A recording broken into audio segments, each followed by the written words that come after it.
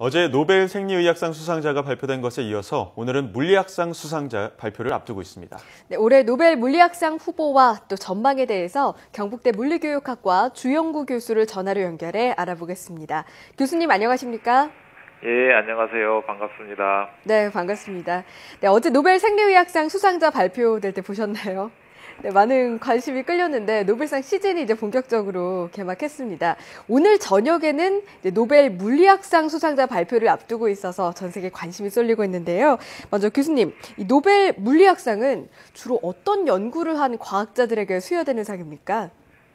노벨 물리학상은 물리학 분야에서 인류의 이익을 위해 가장 뛰어난 공헌을 한 사람들에게 주어지는 상입니다. 예. 그렇다면 지금까지 노벨 물리학상을 받은 대표적인 과학자들도 소개를 좀 해주시죠. 예, 아인슈타인이 1921년에 광전 효과를 설명하는 이론으로 노벨 물리학상을 받았습니다. 1933년에는 슈레딩거와 디락이 원자 이론을 설명하는 양자역학에 대한 업적으로 노벨상을 받았고요. 예. 1956년에는 쇼클리, 바딘, 브래튼이 트랜지스터를 연구한 공로로 노벨 물리학상을 받았습니다. 그렇군요. 그리고 또 노벨상을 받은 최연소 과학자도 물리학상에서 나왔다라는 이야기가 기록이 있는데 이게 사실입니까? 전해주시죠. 예, 맞습니다. 1915년에 25세의 나이로 윌리엄 로렌스 브라그가 그의 아버지 윌리엄 헨리 브라그와 함께 노벨상을 받았습니다. 업적은 X선을 사용한 결정구조 분석이었습니다. 참고로 엑스레이 회절은 생명체의 DNA 구조를 밝히는 데 사용된 원리입니다.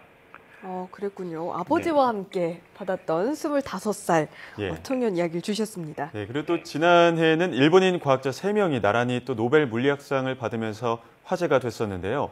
올해 노벨 물리학상 후보에는 어떤 과학자들이 있을까요?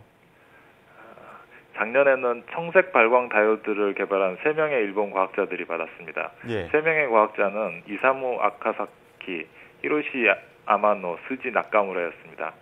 올해 톰슨 로이터가 예상한 노벨 물리학상 수상 후보에는 데보라 지인 교수나 폴 코르컴 캐나다 아토초 포토닉스 연구원장 등이 포함되어 있습니다. 네, 그렇군요. 교수님 말씀을 들어보면 양자역학부터 엑스레이 등등 말씀해 주시는 게 지금은 당연하다고 생각했던 것들이 이미 이전에 연구가 됐기 때문에 좀 실용적으로 사용하고 있는 게 아닌가 하는 생각이 들었는데요. 이번 노벨 물리학상의 유력한 후보로 거론되고 있는 과학자들의 연구 분야는 어떤 것들인지 궁금합니다. 예, 데보라 지인 교수는 페르미 응축을 처음 성공한 연구자로 알려져 있고요. 2003년 12월 16일에 처음으로 페르미 원자로부터 응축 상태를 만들어냈습니다.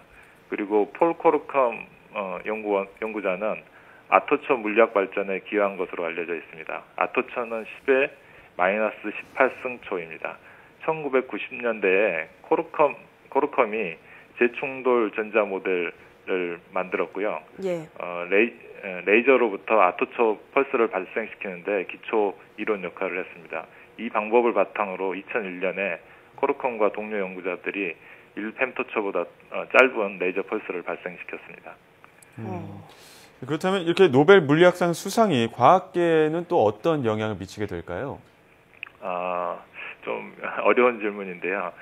노벨 물리학상 수상이 과학계에 영향을 미치기보다는 반대로 과학자들이 인류 이익에 영향을 끼쳤기 때문에 노벨 물리학상을 수상한 것이라고 생각하고요.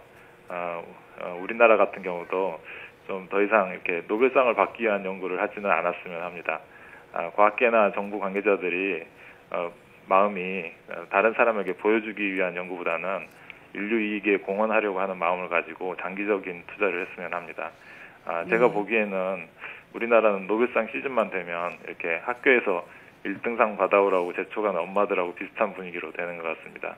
우리가 좀 더 실용적이면서도 장기적인 안목에서 젊은 연구자들을 길러내고 연구에 전념할 수 있는 환경을 조성한다면 좋은 결과가 있을 것이라고 예상됩니다.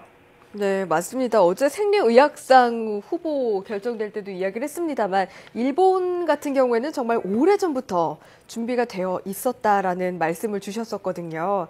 그만큼 물리학상에 대해서도 좀 지원이 전폭적으로 이어진 다음에 좀 우리나라에서도 나오지 않을까 하는 기대를 보내주었으면 하는 바람을 갖게 되는데요. 네, 그렇다면 올해 노벨 물리학상 수상자, 유치하지만 매번 참 누가 받을까 하는 거에 참 관심이 모이는 것 같습니다. 교수님께서는 어떻게 예상하세요? 참 곤란한 질문인데 네. 올해 노벨 물리학상 수상자는 제가 예상하기는 힘들고요. 네. 후보에 오르신 분들 모두 훌륭한 물리학자들이라고 생각됩니다. 예. 다음 또 작년에 바람직한 답변을 주셨습니다. 네. 또 작년에는 노벨상 후보로 거론된 우리나라 과학자들도 있었는데요. 또 올해는 물리학 이 분야에서 우리나라 과학자들이 후보로 거론되진 않았지만 혹시나 또 받을 수 있는 분들이 있다거나 혹은 받으려면 어떻게 해야 되는지 이런 내용도 좀 간단하게 말씀 부탁드립니다. 뭐 제가 그런 말 할 위치는 아니라고 생각되는데, 예. 뭐 저희 나라 물리학 수준을 이렇게 뭐 굳이 따지자면 첨단 물리학 분야를 얼마나 쫓아가고 있느냐로 측정한다면 이 한국 물리학 수준은 높다고 이렇게 생각됩니다. 네. 하지만 노벨 물리학상이라고 하는 것이 중요한 결과를 내면서도 독창성을 가지고 있어야 하는데 요즘 연구가 너무 유행을 쫓아가는 것이 아닌가 좀 걱정이 됩니다. 예. 미래를 볼 수 있는 경험이 많은 과학자가 다음 세대를 잘 양성할 필요가 있다고 생각됩니다. 네. 다들 열심히 하시니까 한 20년이나 30년 정도 지나면 좋은 결과가 있을 것이라고 생각됩니다.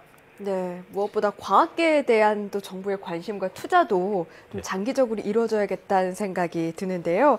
네, 그렇다면 우리나라 물리학의 수준에 대해서도 말씀을 주셨습니다. 앞으로 더욱더 나라의 지원으로 좀 발전했으면 하는 바람입니다. 지금까지 경북대 물리교육학과 주영구 교수와 함께 이야기 나눴습니다. 교수님 오늘 말씀 고맙습니다. 예, 감사합니다.